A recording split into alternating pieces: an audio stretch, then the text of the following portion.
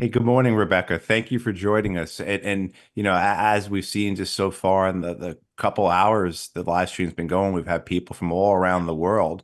And so, where are you joining from us today? And if you could just tell folks who are watching, people from all over the world, of course, a bit about yourself, the organization, and what you've been involved with Julian Assange's case over the years. Sure. And good morning, Matt. It's so nice to be with you today as we wait to hear more from Canberra. I'm joining from Paris this morning. I'm at Reporters Without Borders headquarters, where my role is tethered, even though I am often in London or other places. I'm director of campaigns for Reporters Without Borders. So I have been responsible for our global campaign to free Assange. And we've been involved since the very beginning of this case 13 years ago. I personally became super active around the time that the extradition proceedings started in the UK and found out how difficult some aspects of working on this case were very quickly. We had so much trouble even getting access to court. So that was like one of my first intense personal battles on this, was just trying to do our jobs, trying to get into the courtroom at each stage to bear witness to what was happening, to monitor it as NGO observers.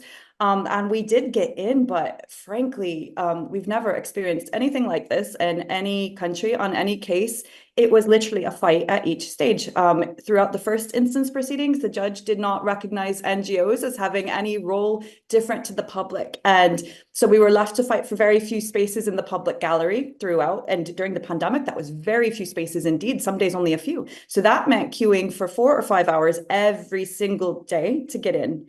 And I, at one point, became very grateful for some of the activists who started to help me because I was one person. And I still am grateful to this day, especially Emmy and Jamie and others who held my place on many times and helped me to get in, to be able to do my job. So we've monitored, in fact, we've been now, because of these difficulties, the only NGO to monitor the entire court proceedings over the past 4.5 years. In parallel to other aspects of our campaign, we had a fight as well to get into the prison, because again, nothing is quite normal about this case. So we did manage to gain access. I believe we were also the only NGO to do so. And I was able to visit Julian 6 times between August and the end of May. The last time I saw him in there was about a month ago.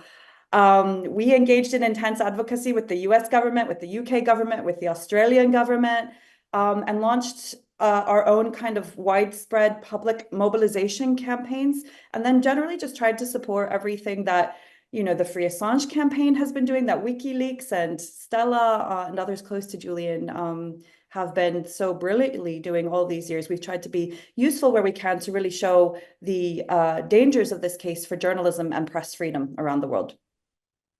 Right, right. I mean, this involvement has been so extensive by so many people, so many organizations for so long, and it's become a part of who we are, right? I mean, we've all given so much to this, I believe, and so what's it been like for you these last 2 days? And obviously, just the energy I can feel coming off of you right now.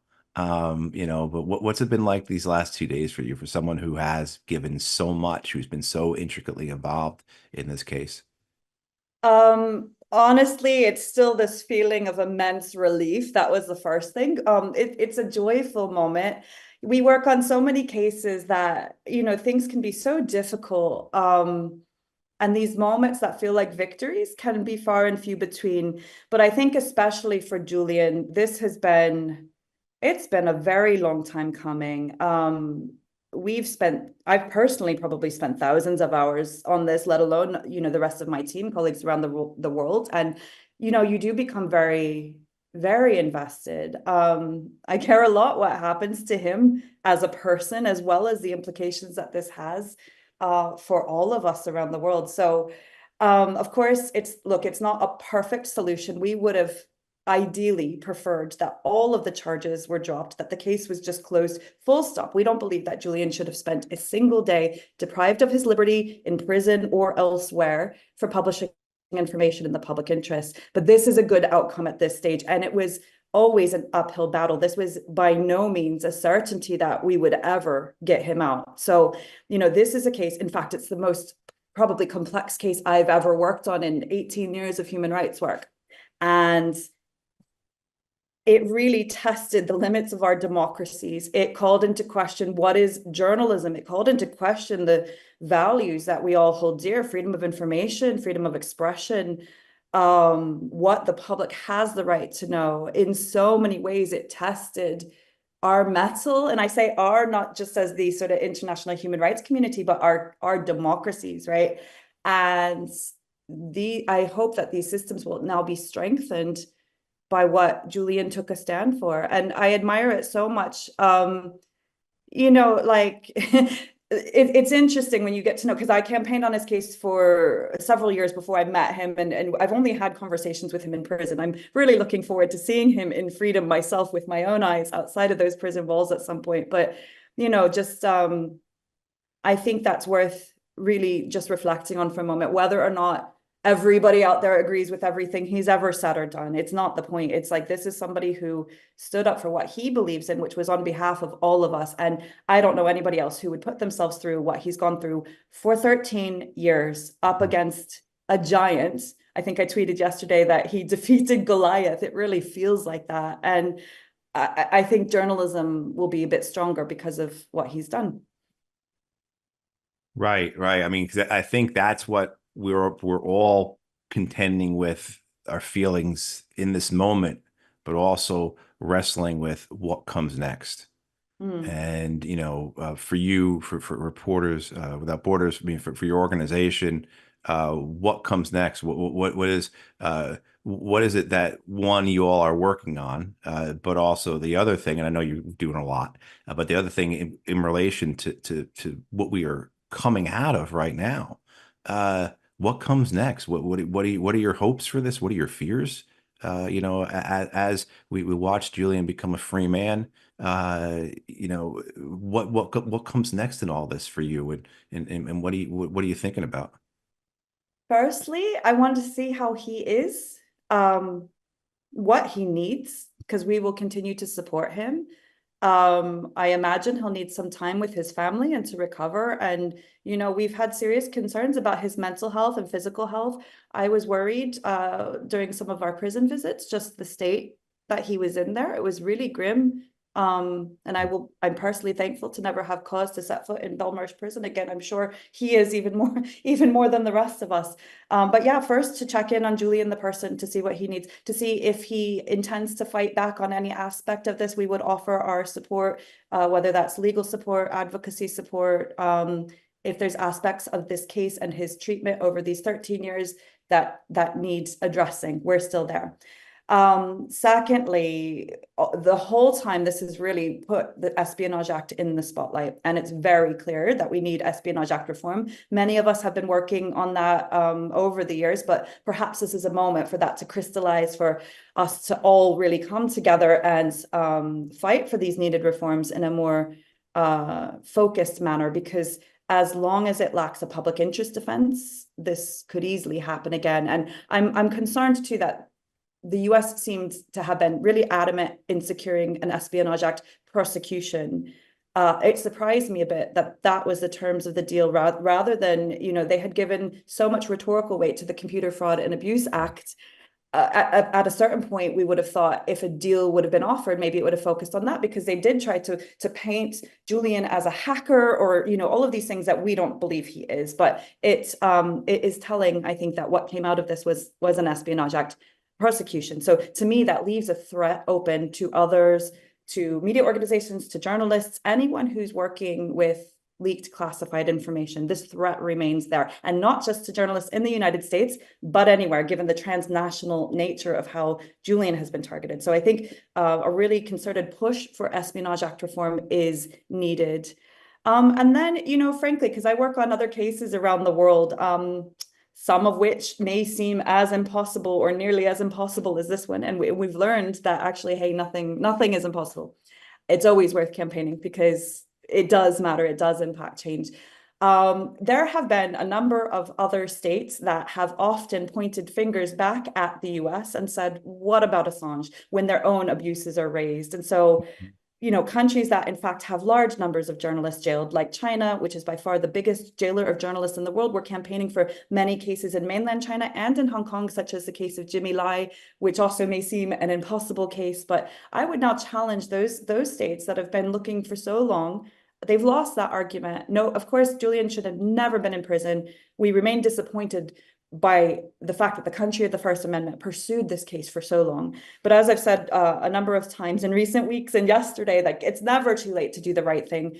We welcome the fact that the US finally came to the table with this deal. Although it's not a perfect solution, it works. He's out. Let's put a stop to this. We hope to see the US really behave according to its standards from now on. And not just the US, other democracies were involved. The UK had a role to play in this too, and we won't forget that. But all of these states that pointed fingers and always just use this as an excuse, hey, let's see some releases there now too. China, Russia, Azerbaijan, there are others. So we'll continue to campaign globally for journalists who are at threat everywhere. And in particular, I think those who are targeted under the pretext of national security, because that's not singular to this case. This is a growing trend around the world. Many of the cases on our list are also connected to states claiming that these things pertain to national security. Right. I mean, getting rid of the Espionage Act, or reforming it, whatever, that is the key weapon that the American state has, the American empire has, to pursue its, narrative dominance, to enact petty vengeance. So your work in that area is so key. And then, of course, it seems daunting how much work you are doing, what is out there, the state of press freedom, the reality of free speech for billions of people. So how can people help you and your organization?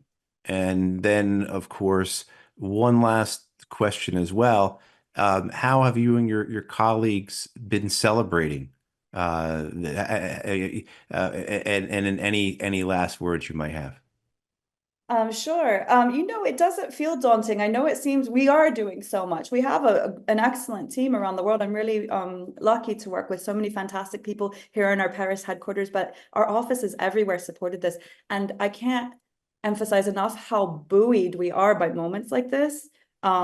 This victory will carry us for quite a long time. Literally yesterday made me feel like, and I still feel like this today, and I hope this lasts for some time. Nothing is impossible. What else can we do that everybody said that we can't? So that's where we are at the moment. People can, and I think, look, the Free Assange community has been great in following sort of everything we've been putting out these years. Please follow what we're doing on other cases too. Share information. Get mobilized where you can. I mean, in many countries around the world, you can influence your elected representatives. Write to them about these cases that you care about. There's so much goodwill amongst grassroots activists around the world in this case. What are they going to organize around next? We have some ideas, so reach out.